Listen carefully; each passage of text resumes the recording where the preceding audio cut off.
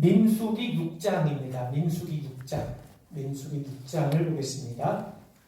민수기 6장. 민수기 6장 22절부터 읽습니다. 민수기 6장 22절부터 읽겠습니다. 여호와께서 모세에게 말씀하여 이르시되 아론과 그의 아들들에게 말하여 이르기를 너희는 이스라엘 자손을 위하여 이렇게 축복하여 이르되 여호와는 내게 복을 주시고 너를 지키시기를 원하며 여호와는 그의 얼굴을 내게 비추사 은혜 베푸시기를 원하며 여호와는 그 얼굴을 내게로 향하여서 평강 주시기를 원하노라 할지니라 하라. 그들은 이같이 내 이름으로 이스라엘 자손에게 축복할지니 내가 그들에게 복을 주리라. 아멘. 예, 예, 할렐루야. 사람이 불만이 가득한 사람은요, 자기 자신을 잃어버린다고 그럽니다. 그러니까 우리가 금년 안에 불만을 사로잡힌 인생이 아니라 감사하는 인생이 되어야 됩니다. 그리고 의심이 많은 사람들은요, 친구를 갖지 못해요. 그렇기 때문에 우리가 서로 신뢰하는 관계를 맺는다는 건 대단히 중요하죠. 또 사람이 불안하면 불안할수록 이웃을 잃어버립니다. 그래서 주님이 우리에게 평강을 주셔야 됩니다. 뿐만 아니라 우리가 교만한 사람들은요, 하나님이 떠나세요. 하나님이 떠나는 게 아니라 교만이라는 것 자체가 우리를 하나님에게서 떠나게 만들어요. 그래서 교만한 자는 하나님을 갖지 못합니다. 그래서 우리 금년 안에 우리 모두가 불만보다는 자족하는 비결을 배워야 되고 의심이 많은 것보다는 의심하기보다는 서로 믿어주고 신뢰하는 게 우리에게 필요합니다. 불안해하지 마시고 하나님의 함께 하심을 기억하면서 평안 누려가게 되길 바라고 교만한 자가 아니라 겸손한 자가 되므로 하나님의 귀한 은혜의 손길을 함께 누린 여러분 되길 바랍니다.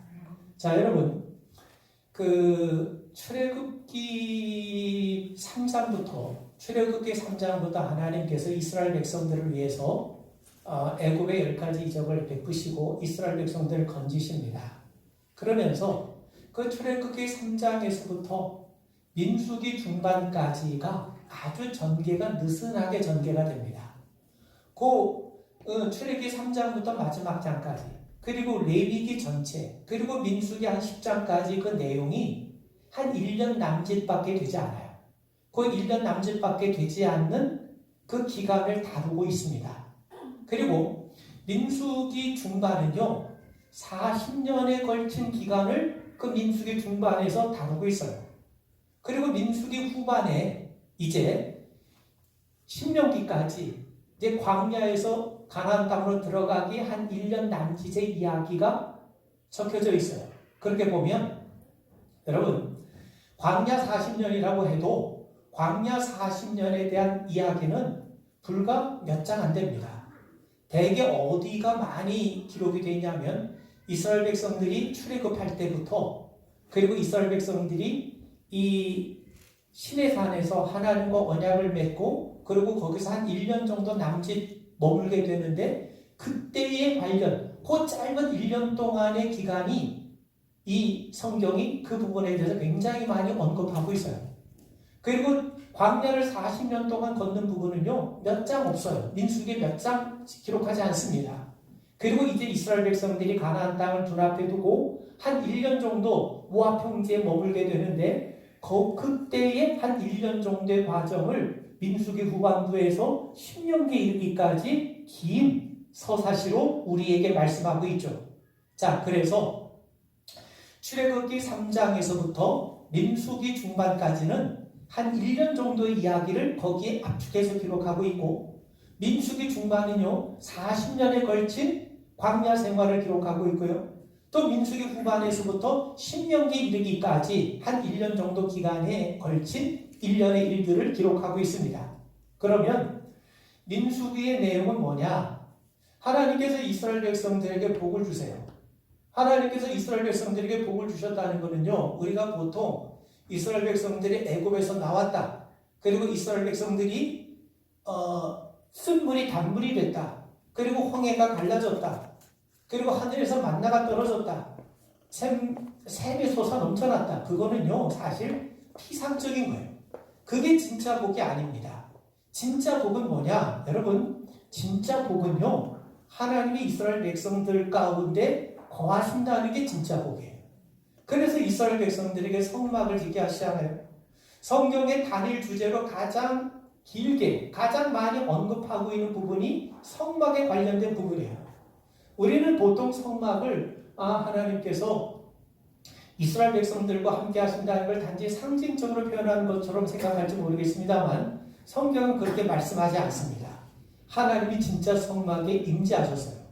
그 하나님의 성막을 진짜 임재하신 모습이 어떻게 나옵니까? 여러분, 그 모세가 하나님 만날 때 떨기나무에 불이 붙어가지고 모세가 좀 신기해서 갔는데 거기서 하나님 만났죠. 그러면서 네가 선 곳은 거룩한 곳이니까 신발을 벗어라. 그렇게 아주 극적이고 엄청난 일은 벌어지지 않았어요. 단지 떨기나무에 불이 붙은 그런 현상만 나타났을 뿐이죠. 그런데 하나님께서 이스라엘 백성들에게 나타나세요. 그게 뭐냐면 그게 신의 산 언약이에요. 신의 산 언약이 임할 때, 신의 산 언약을 맺을 때 어떤 일이 벌어졌습니까? 산 위에 구름이 자욱하고 연기가 자욱하고 불 같은 것이 나타나고. 여러분, 이게 뭐예요? 이게 바로 하나님이 임재하실 모습이에요. 자, 그런데 그 하나님이 신의 산 백성들에 나타났던 그 어마어마한 하나님의 임재가 어디서 이루어지냐면 성막에서 이루어져요. 그래서 하나님이 말씀하시기를 내가 너희들의 하나님이 되겠다. 너희는 내 백성이 된다. 나는 너희들 안에 거하겠다. 이게 소위 말해서 구약 성경이 말씀하는 세 가지 명제, 세 가지 중요한 선언이에요. 하나님의 언약의 선언을 세 가지로 얘기하면 나 너희들의 하나님, 너희들 내 백성, 난 너희들 가운데 거하겠다. 내가 너희들에게 거하겠다.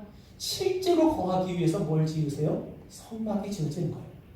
그래서 하나님께서 레위기 전체를 통해서 성막을 더럽게 하지 마라.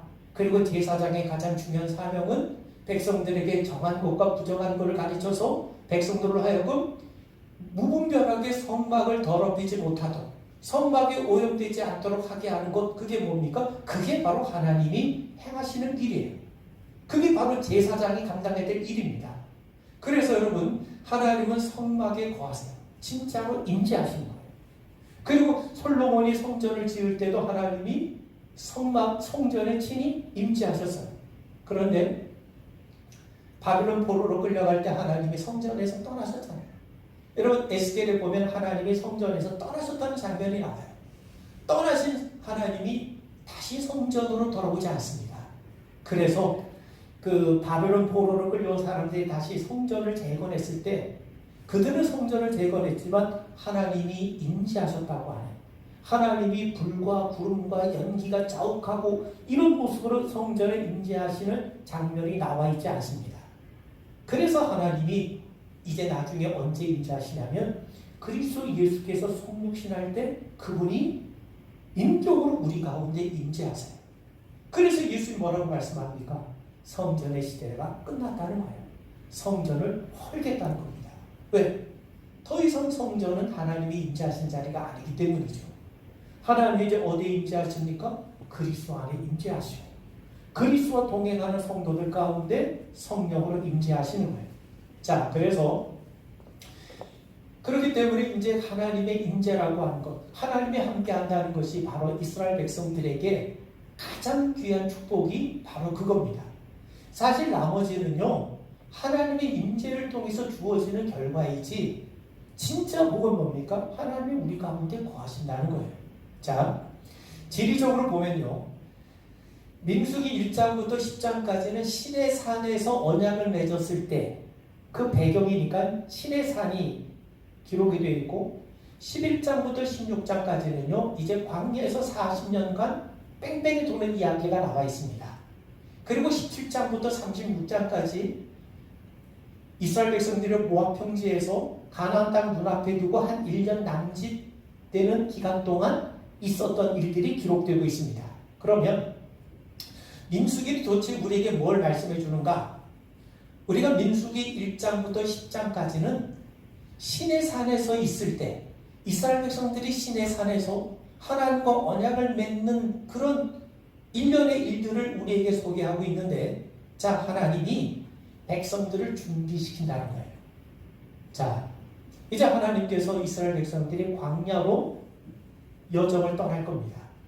그 이스라엘 백성이 이제 광야를 통해서 가나안 땅으로 들어갈 겁니다.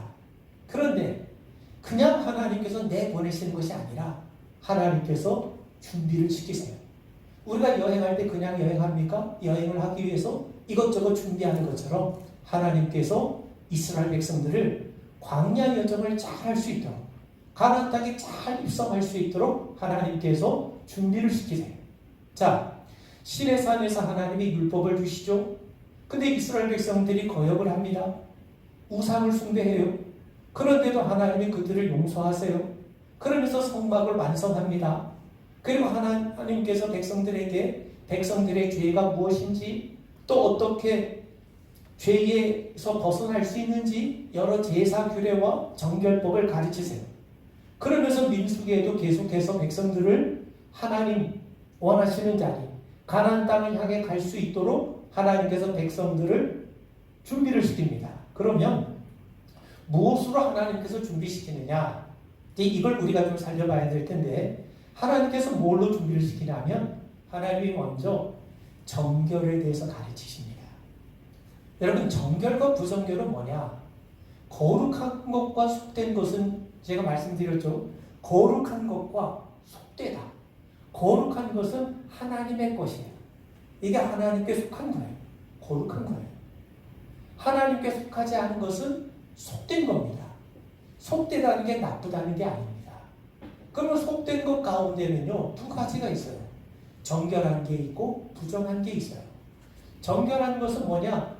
언제든지 하나님 앞으로 나올 수 있는, 그게 정결한 상태입니다. 부정한 상태는 어디냐? 하나님 앞에 함부로 나올 수가 없어요. 부정한 자가 하나님 앞으로 나오면 그건 죄가 됩니다. 그래서 부정한 자는 항상 뭐 합니까? 격리를 시키잖아요. 정결 제도를 허락해서 부정한 자가 정결하게 뭐 격리를 한다든가 목욕을 한다든가 씻는다든가 그런 일련의 과정을 통해서 정결한 상태를 유지하잖아요.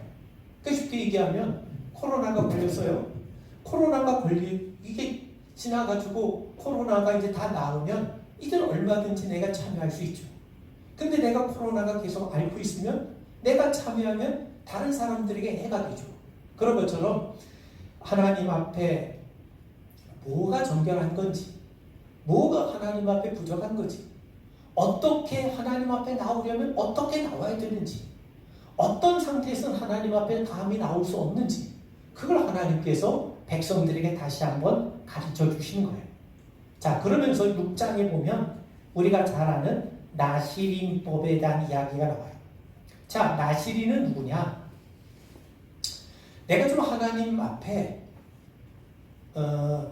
훨씬 더 높은 기준으로 사는 겁니다. 그게 나시린이에요. 그러니까 나시린은요, 어떤 자냐면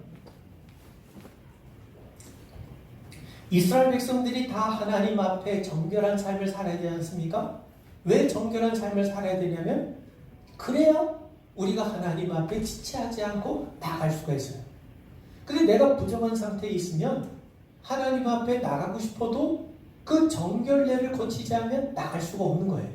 그래서 이스라엘 백성들이 항상 정결한 거 상태를 유지하기 위해서 정결한 게 뭔지, 정결하지 않은 게 뭔지를 가르치는데, 이 나시린은 보통 사람들보다 훨씬 더 높은 기준의 정결한 삶을 살도록 선택받은 자들이 나시린입니다. 그러니까 쉽게 얘기하면, 여러분, 운동선수 너 팔굽히기 10개 해야 기본인데 얘는 10개가 아니라 20개, 30개도 해요. 그만큼 다른 사람보다 더 훨씬 정결한 삶을 살도록 보통 사람들의 기준보다 더 높은 기준을 설정해갖고 그 높은 기준에 따라 살아가려고 애쓰는 사람들이 나시린입니다. 그런데 그런 의미에서 나시린은 뭐냐? 움직이는 표지판입니다. 무슨 말이냐?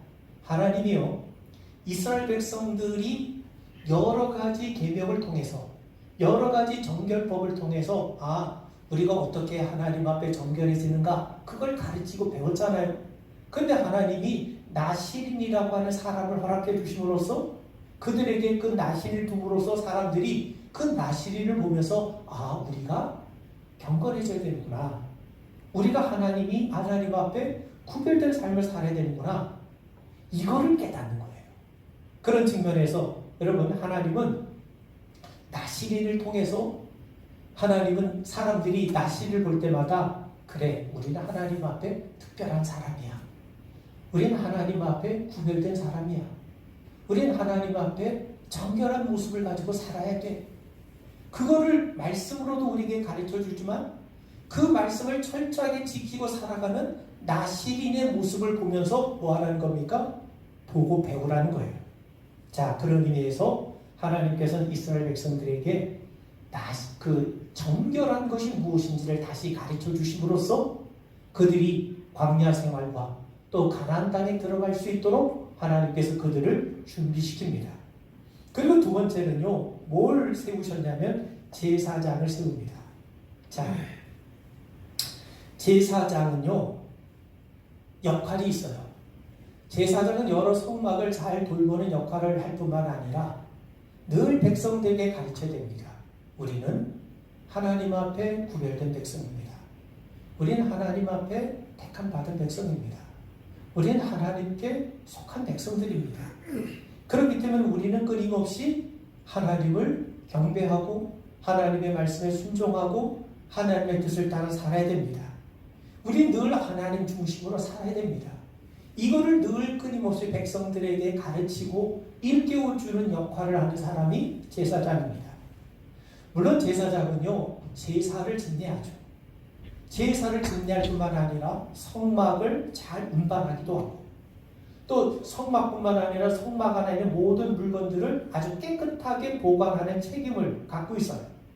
자, 그러면서 이스라엘 백성들이 진을 칠 때 성막을 중심으로 해서 동서남북으로 세 개의 지파가 동서남북으로 진을 치게 하고 그리고 성막 주변에는 제사장들이 진을 칩니다. 이걸 통해서 이스라엘 백성들의 중심은 성막이다.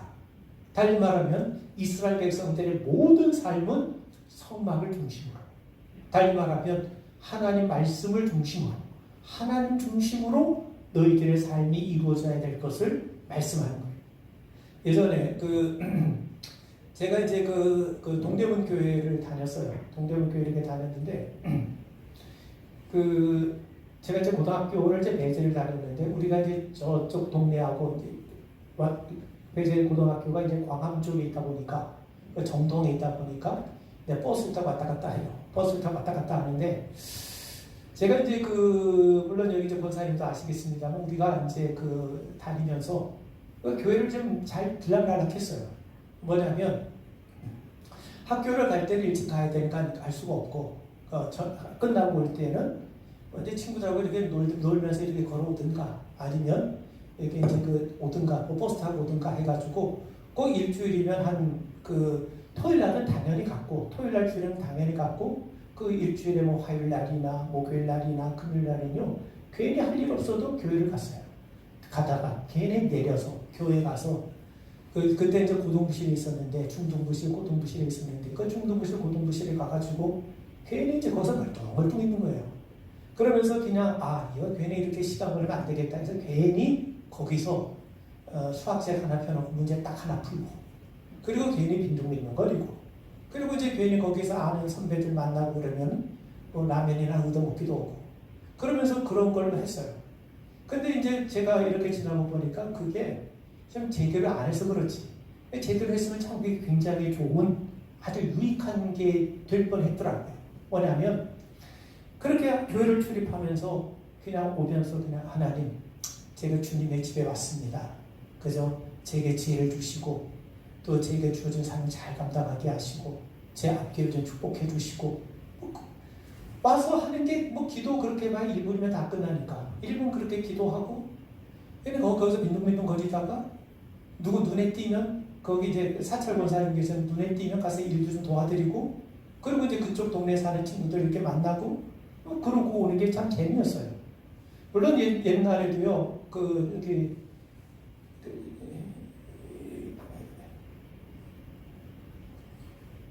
옛날에도 저 광화문에 뭐 이렇게 좀 재밌는 데가 있었는데, 그래도 동대문에 있는 교회를 이렇게 들락하면서, 그러면서 가급적이면 교회 중심의 그 생활을 좀 해봐야 되겠다, 그런 마음을 갖고 있었는데, 근데 지금 지나고 보니까 그런 게 굉장히 좋았던, 아주 유익했던 또 그런 신앙의 추억이 아니었나 싶습니다.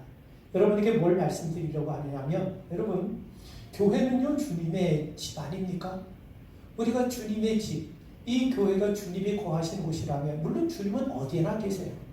어디에나 계심에도 불구하고 우리가 주님이 우리 곁에 계심을 가장 분명하게 확실하게 내 마음으로 심정적으로 깨달을 수 있는 자리가 이 교회 아닙니까? 그렇기 때문에 여러분, 탐나는 대로 교회를 출입하셔서, 여러분 단지 교회 올 때마다 이 건물 안에 들어서는 게 아니라, 주님, 교회 안에 들어올 때마다 하나님, 내가 주님의 집에 왔습니다. 내가 주님의 품에 안깁니다. 주님, 나를 품어주세요. 내게 필요한 것이 뭔지 아시지 않습니까? 내게 있어야 할 것이 뭔지 아시지 않습니까? 내가 알지 않아도 하나님 아버지께서 왜 나를 모르시겠습니까? 그저 나를 주님 앞에 맡깁니다. 지금은 내가 미약하고 지금은 내가 연약하지만 그래도 하나님이 나를 통해서 주의 일들을 이루가실 줄 믿습니다. 그리고 우리의 자녀들, 또 우리 아는 어떤 형제들, 내가 아는 어떤 친구들, 내가 어떤 아는 이웃들도 나와 함께 이 교회에 함께 출입할 수 있게 해주십시오. 우리가 이 교회 출입을 통해서 우리 마음을 주님 앞에 모으는 것이고, 또 우리의 삶에 흐트러진 부분들을 정리하는 거예요. 주님의 교회 출입하면서 흐트러졌던 마음, 내 안에 때묻었던 마음들, 그런 것들을 주님 앞에 내어 맡기고, 그러면서 그것들을 깨끗하게 정결케 하고, 그러면서 하나님 앞에 우리 자신을 더 신실하게 의탁해 가는 것. 여러분, 이런 것들을 할 수 있고 누릴 수 있는, 또 연마하고 훈련할 수 있는 가장 좋은 자리가 어디입니까? 교회 아닙니까? 그런 측면에서 사람들이 교회를 단지 예배당, 예배 드리는 처소, 그런 공간으로만 생각하는데 그렇지 않습니다. 하나님은 어디나 계세요. 그러나 하나님은 분명히 말씀하기를 이 교회가 내 집이라고 말씀하잖아요. 건물이 교회는 아니지만, 그러나 이 건물 안에서, 이 특정한 자리 안에서, 이 특정한 자리, 이 특정한 공간 속에서 우리는 더욱더 우리의 마음의 중심을 하나님께로 모을 수 있지 않습니까? 그렇다면 이것이 얼마나 귀한 자리입니까? 그런 측면에서 우리 금년 한 해에도 우리 모든 성도들이 지금까지 우리와 함께 하신 주님의 은혜를 기억하고, 또 앞으로의 남은 삶 속에서도 하나님께서 우리와 함께 하실 것을 기억하고, 정말 이 교회가 우리들의 신앙과 우리들의 삶의 중심이 되고 요람이 되어가는 그런 하나님의 은총의 통로, 은총의 자리가 되기를 주의 이름으로 축원을 드립니다. 이제 앞으로 이제 그 하나님께서 백성들을 준비시켜요. 정결에 대해서 가르쳐 주실 뿐만 아니라 제사장들을 세워주셨고, 또 하나님의 임재를 약속해 주십니다. 그리고 이제 하나님께서 백성들을 훈련을 시켜 가시는데, 그런데 백성들이 하나님을 믿지 않습니다. 그래서 이스라엘 백성들에게서 이스라엘 백성들이 하나님에게서 범죄하게 돼요. 그런데도 하나님께서 끝까지 참으셔서 기어이 당신의 뜻을 완성시켜 가시는 그런 내용들이 민수기에 있습니다. 앞으로 이제 민수기의 말씀을 한 2주에 걸쳐서 우리가 한번 좀 더 세밀하게 살펴보도록 하겠습니다. 우리 기도하겠습니다. 이 교회가 언제나 우리들의 신앙의 요람, 우리 신앙의 중심이 되게 하시옵소서. 주님, 이 자리에서 우리를 특별히 만나주시고, 이 자리에서 우리 모두가 주님의 임재와 주님의 은총을 맛볼 수 있도록 도와주시옵소서. 우리가 늘 주의 교회를 출입할 때마다 우리가 주님의 품에 안기는 신령한 은혜, 신령한 기쁨을 누리게 하시옵고 또 이 자리에서 만난 주님이 우리들 일상적인 삶 속에서도 동행하시고 함께 하시는 거룩한 은혜로 우리 가운데 역사하여 주시옵소서. 함께 하실 주님을 기뻐합니다. 금년 한 해 이제 마지막 순간에 이르기까지 믿음의 경주 잘 감당하도록 도와주시고 하나님의 풍성한 은혜가 넘치도록 역사하여 주시옵소서. 예수님 이름 받들어 간절히 기도하옵나이다. 아멘.